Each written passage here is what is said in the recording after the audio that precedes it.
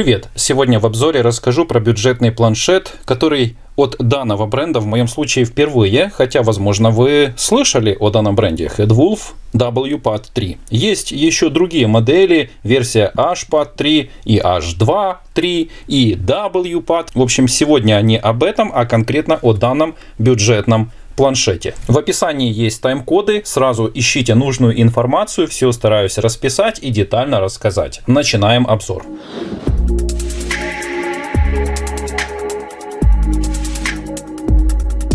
Цена данного планшета, в моем случае комплект с чехлом, $119 и 16 центов. С купонами можно взять дешевле. Если же покупать без чехла, то комплектация стоит $106 65 центов. Модель доступна в двух цветах: серый, как у нас, и с легкой голубизной. Но часть планшета все-таки остается в сером цвете. Верхняя часть, точнее рамка, полностью черная. Покупался он на сайте AliExpress, ссылка есть в описании, и доставлен в Украину примерно за 4 недели Укрпочтой. Планшет был запакован в отдельную упаковку, а сам чехол также отдельно упакован. Все в белом стильном классическом стиле. Вот так выглядит чехол, сейчас мы его рассмотрим, и сейчас посмотрим комплектацию.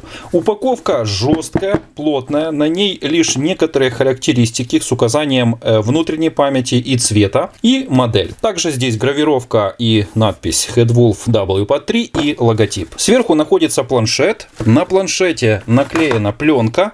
Вот она. Стекла в комплекте нет, нужно заказать. Если необходимо, ссылку оставляю в описании под видео. Скрепка для извлечения лотка с сим-картами приклеена на скотч. И здесь в нескольких отсеках находится зарядка и кабель для зарядки. Здесь ничего. Смотрим здесь. Здесь кабель для зарядки, а здесь, кажется, сама зарядка. Да, вот она. Смотрим и проверяем ее на протоколы. Блок питания 5 вольт, 2 ампера на 10 ватт. Простой блок питания, простая зарядка, и скоростную зарядку не поддерживает. USB на USB Type-C. Подключаем блок питания в 220, вставляем тестер для проверки протоколов и тестируем. Тест подходит к концу, но кажется, это полный ужас. Здесь просто самая дешевая, без всяких протоколов зарядка. И я вынужден проверить, вытягивает ли она 5 вольт 2 ампера. Для этого я начинаю немного добавлять вольтаж, доведя его до 2 ампер, и посмотрим, проседает. Ну, вольтаж меня радует. Кажется, все в норме. Смотрите, я уже 2.02, а вольтаж по-прежнему 5.41. Добавляю больше, 2.20. Немножко стал проседать, но выровнялся. Смотрите, 2.28 и 5 вольт. Соответствует. То есть просто заряжать любые устройства, данный блок питания пригоден.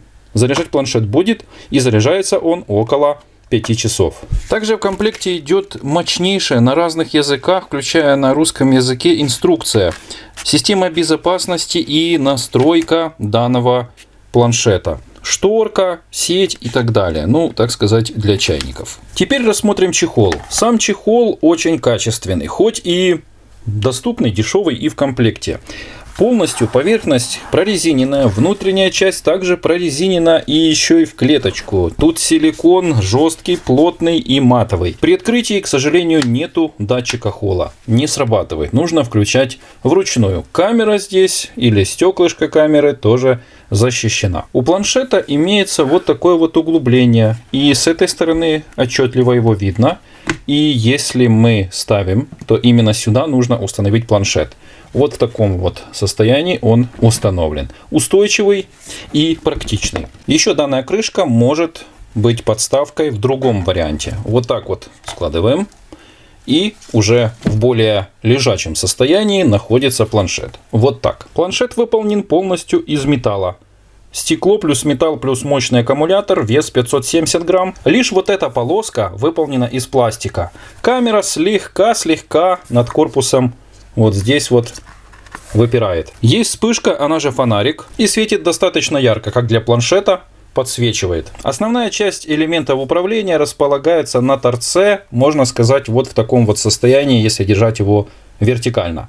Здесь у нас располагается кнопка питания. Чуть дальше качелька громкости. Далее отверстие со скрытой кнопкой, чтобы можно было в случае зависания его перезагрузить. И здесь гнездо USB Type-C поддерживает, кстати, OTG, технологию подключения флешек, мышек, клавиатуры и даже жестких дисков. А здесь располагается микрофон. То есть все видно, ничего не выдумали. Снизу располагается всего 2 динамика. Не люблю, когда делают снизу, потому что когда вы вот так вот устанавливаете его, ну, звук лишь идет отсюда. Да, есть эффект стерео, но хотелось бы, чтобы был один динамик здесь и здесь.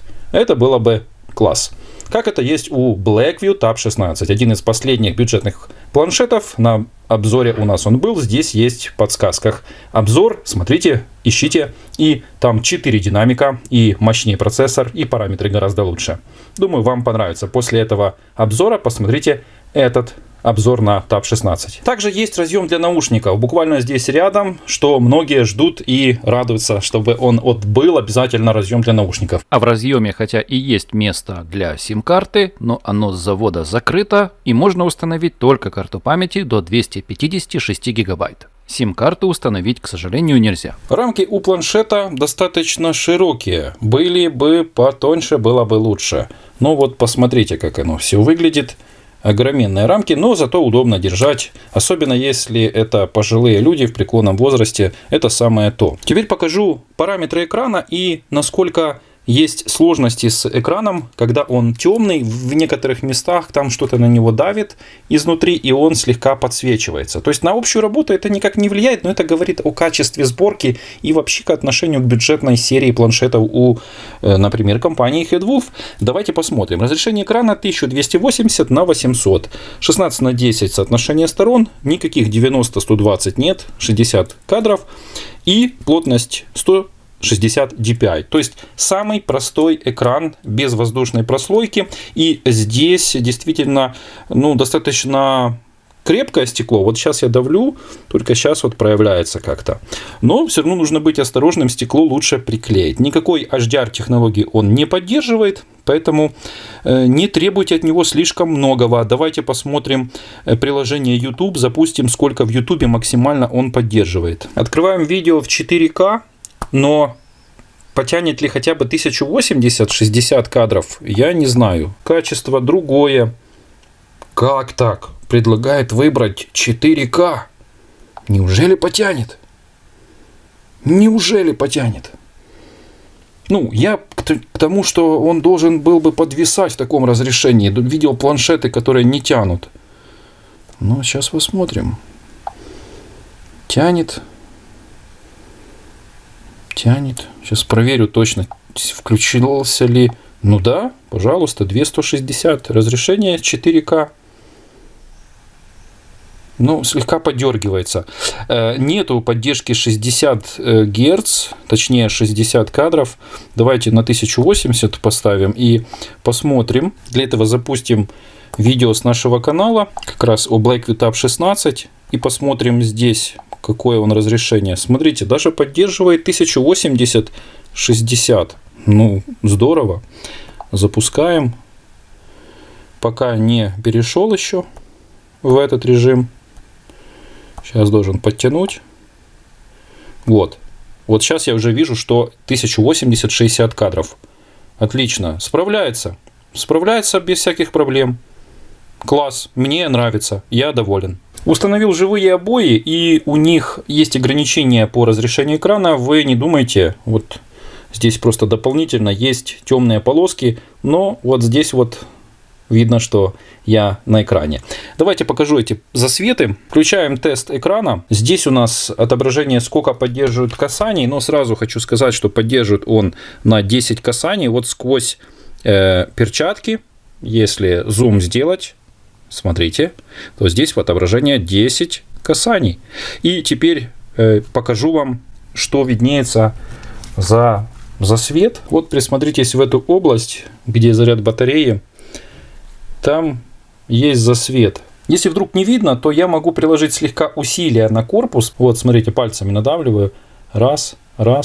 Из-за того, что где-то на корпус, на экран, на матрицу что-то жмет. Ну, какая-то материнская плата, или сам аккумулятор, или корпус. По цветопередаче, по яркости все стандартно. Сейчас покажу максимальную яркость и минимальную. Минимальная слабенькая, но достаточно. Есть еще дополнительная функция еще уменьшить еще больше уменьшить яркость, но все равно она завышенный порог у нее уменьшенной яркости. То есть, понимаете, когда хочется, чтобы прям вот вообще тускло-тускло было, этот экран не способен выдать данную яркость по минимуму. Ставим на максимум. На солнце будет он, скажем так, мягко говоря, плохо видно. Здесь нету какой-то супер яркости, но для домашнего пользования с головой достаточно. В настройках также имеется дополнение к экрану. Это ночная подсветка, эффект желтизной, также темная тема и обратные цвета. У данного планшета нет разблокировки по лицу, что говорит еще об одном минусе. То есть решили не заморачиваться, потому что подумали, этот алгоритм или опять же этот процессор не тянет. Что по параметрам сейчас покажу вам. Зайдем сначала в настройки. Покажу, что меню здесь чистое, сухое Android. И зайдя в раздел о планшете, можно увидеть, что здесь установлен 12 Android. Обновления не пролетали и номер сборки прошивки указан внизу. Навигацию в системе можно сделать либо с помощью кнопок, как сейчас, либо с помощью жестов. К сожалению, те, кто любит, чтобы кнопка возврата назад была справа, такой функции здесь нет, чтобы поменять. Печально. Если включаем точку доступа, то Wi-Fi отключается. Работать как Wi-Fi репитер, дальше продолжать сигнал он не может. Касательно увеличения оперативной памяти с 6 до 12 гигабайт, хочу поделиться своими наблюдениями. При первом получении планшета на первичной прошивке, которая была из упаковки, там не было этого пункта, где можно было увеличить оперативную память. Но после обновления этот пункт появился. Переходим сюда, включаем 2 гигабайта, 4 или 6 и активируем после перезагрузки этот режим. И теперь у вас не 6 гигабайт, а 12 за счет встроенной памяти. Запустив программу AnTuTu Benchmark, можно увидеть, что данный планшет в программе набрал 212 135. Также, проведя тест памяти, а тип памяти здесь UFC 2.1, скоростная. Давайте проверим и покажу вам эти данные. Тест подходит к своему завершению. Достаточно неплохие показатели. Здесь скорость тестов и общие баллы. Зайдя в раздел «Мое устройство», сможем посмотреть все данные о процессоре, об экранах, в общем, детальные характеристики. Процессор здесь 8-ядерный, MediaTek MT8183. Это бюджетный процессор, 4 ядра Cortex A53 и Cortex A73. Максимальная частота разгона 1988 МГц. За графику отвечает Mali G72. Задний модуль камеры на 16 мегапикселей с разрешением 4672 на 3504 и передний модуль на 5 мегапикселей. Снимает 1080 30 кадров, а передняя камера снимает видео 1280 на 720. Максимальная ISO и там 2400. А передний модуль камеры, обратите внимание, в программе AnTuTu Benchmark 5 мегапикселей показывает и съемка 1280 на 720. Но этому я верю. А вот если речь идет о характеристиках, которые указаны на сайте у производителя, то посмотрите, камера здесь передняя. Да, на 8 мегапикселей. Но не знаю, кому верить. Здесь 5 мегапикселей так отображается. Думаю, что производитель не завысил и сохранил точные данные именно здесь. Емкость встроенного аккумулятора 7700. На канале также имеется тест, как он от 100 до 0% показывал онлайн-видео и сколько часов продержался, можете узнать вот здесь в подсказках. Поддерживает двухдиапазонный Wi-Fi 5 Гц и 2,4 Гц, Bluetooth версия 5.0. И как бы ни было печально, но всего здесь один датчик акселерометр, то, что отвечает за вращение. Вращает быстро во всех своих положениях. Давайте запустим тест GPS, посмотрим, как быстро свяжется. Отличная антенна здесь, 35 уже видит. Это второй старт на тестах. И даем ему время, чтобы он подключился. Компаса, конечно же, здесь нет. Сейчас свяжется и посмотрим, какие дальше типы спутников. Вот стало по нулям. Не знаю, радоваться или расстраиваться. Опять 35. Все на ваших глазах происходит. Хотя я стою у окна, и на улице ясная погода, но пока нет никаких данных. Подождем и скажу, сколько это заняло. Оставляю его здесь и наблюдаю. Снова пропали в течение минуты. Опять появились. Но какие он ловит, мы сможем увидеть. Но чтобы я увидел своими глазами, что он к ним подключился, Пока такой информации у меня нет. Продолжаю ждать. 3 минуты ему где-то понадобилось. Все, он вышел на связь и... Ну, а что мы хотим? Бюджетник, но тем не менее хорошо ловит. 9. Давайте посмотрим, что это за спутники. GLONASS, GPS, есть еще Beidou и все. Галилео он не поддерживает. Ну, отлично, уже хорошо. Пару минут подождали, он соединился и пошел работать. 10 уже из 35. Из предустановленных программ все сервисы Google, есть FM-радио и никакого мусора здесь я не обнаружил. Есть YouTube, YouTube детям, YouTube Music. Я еще установил пару для тестов. Что-то лишнее вы можете удалить. То есть чистый, простой Android, никакой оболочки. Давайте проверим диктофон. Проверка диктофона на планшете WPAD 3 от компании Red Bull. Микрофон находится вот здесь сверху. Я здесь пошуршу слегка. Запись идет. Я разговариваю немножко тише. Раз, два, три, 4, 5. Поднесу ближе к рту, где-то на расстоянии 10 сантиметров. Проверка микрофона. Если же установить вот так на столе и использовать его, то вот такая вот будет запись. Без всякой обработки, в самом высоком качестве. И формат 3JA. Это самый простой, небольшой, который немного занимает место. Нажимаем стоп и сохраняем. Всю эту запись вы слышали именно с этого планшета. Теперь запускаю программу Zedge для теста звука. Там у меня уже подборка. Делаю громкость максимальную и тестируем. Стереозвук будет. Поехали.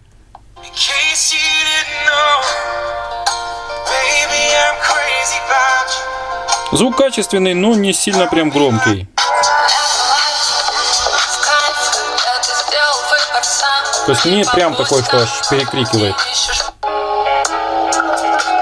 Больше средних и высоких, но и низких хватает. Звук бюджетный, бюджетник. У нас реально бюджетный планшет.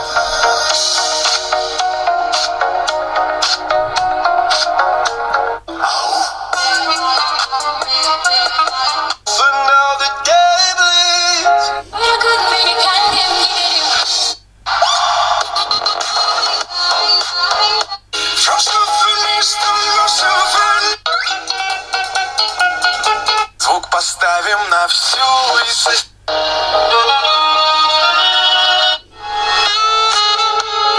Думаю, этих тестов достаточно, чтобы сделать вывод, что звук слушать однозначно можно, нормально, слышно, фильмы и общение, но хотелось бы погромче, но мы понимаем, что это бюджетник. Теперь запускаем игру Asphalt 9 и не ставлю максимальную графику, ставлю минималочку. И вы сами увидите, что тянет без всяких проблем любые игры, но на минималках. Тут можно прокачать машинку, и я покажу, как шустро он реагирует.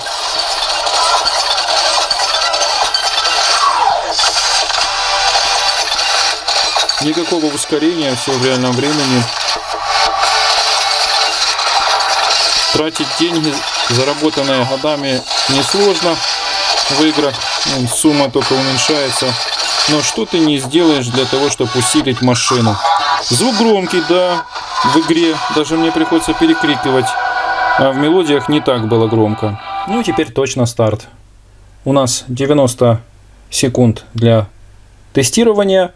Проедем. Вначале я, как всегда, не трогаю. Все самостоятельно происходит. Движение, а потом немного помогаю, добавляю эффектов за счет того, чтобы дрифт делать или вращение.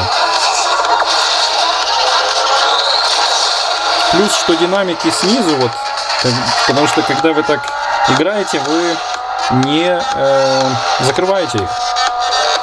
Ну, нормальное качество, правда? Фризов, подвисаний никаких нет. Сейчас проедем этот эпизод, а теперь...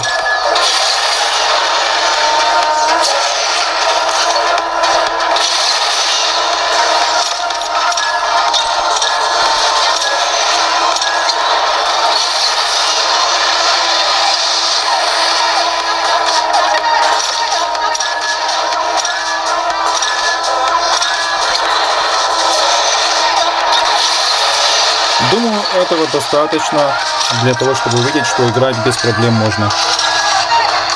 Теперь рассмотрим меню камеры для образца. Вот так вот буду использовать коробочку, упаковочку. Делаем снимок. Фокус. Камера с автофокусом. Снимок есть. Здесь вспышка, HDR, переключить на переднюю камеру, спуск. И вот есть картинка и видео. Если нажали на видео, включается видео. Давайте запишу видео именно здесь во время съемки. Включили автофокус. Видео начато. Записывается на планшет WPAD от Headwolf, моделька 3. И есть возможность сделать скриншот. И видео вы видите и слышите звук, который был записан во время съемки. Его можно будет увидеть по окончанию обзора. Если зайти в настройки камеры, то есть стабилизация именно в режиме фото, но в режиме видео стабилизации нет, то есть помогать будет. Если подвести итог данному планшету, то он очень бюджетный. Честно говоря, я ожидал от него чего-то больше, но самый что ни на есть простой планшет с большой, так сказать, скоростной памятью, 6 оперативки и плюс 6, заявил производитель, можно увеличить до 12 гигабайт. Об этом свидетельствует вот эта надпись: 6 DDR4X RAM и вот 6 гигабайт, выходит 12. Сим-карту он не поддерживает, но можно расширить память до 256 гигабайт. Для домашнего использования подходит, особенно если детям или кому-то в преклонном возрасте. Шрифт, кстати, это максимальный в меню, но большего ожидать нет. В настройках экрана мы можем настроить некоторые цвета, то есть как бы поярче сделать, и будет картинка посочней. Если его получится купить меньше $119 в полном комплекте с чехлом, то я рекомендую. Можете использовать. Но лучше присмотритесь, доложите каких-то $20-30 и приобретите себе более лучшую модель. Например, Doogee T20. Смотрите обзор здесь. Blackview Tab 16 я уже упоминал, тоже в подсказках есть. И другие модели. Или же Lenovo Tab 2022. Я однозначно их протестировал и за них ручаюсь. Теперь тесты фото и видео, а я с вами прощаюсь. Всем спасибо, ставьте лайк за труды. Пока. А это тест на заднюю камеру в движении. Валюша двигается шумно. И наверняка на расстоянии 1,5 где-то метра или 2 метра слышен голос. Сейчас достаточно шумно, но попытаюсь, когда машины проедут. Это поможет вам оценить, насколько улавливает хорошо или наоборот некачественно звук. Это тест на переднюю камеру. Ну, если стабильно держать, не трясти, то снимает неплохо. Вот так вот. Это дневные тесты. Видео начато. Записывается на планшет WPAD от Headwolf, моделька 3. И есть возможность сделать скриншот. И видео вы видите и слышите звук, который был записан во время съемки.